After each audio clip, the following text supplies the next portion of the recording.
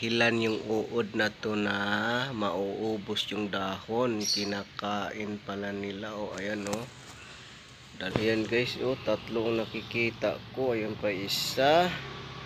Uubusin nila yung dahon. Ito yung kinakain nilang dahon guys. Ayan o yung ano nila o. Kinainan nila o. Kinainin nila agad. Pagkatapos kain, tae din agad. Ilan. Ayan guys, oh. Anong tawag nito guys? Tawag sa inyo. Green uod sa green uod to kasi green eh. Yan, pagka umano to sila, magiging paru-paro daw to eh, tama ba? Kaya na, naubos na nila oh. Kunti na lang. Okay guys. Yan.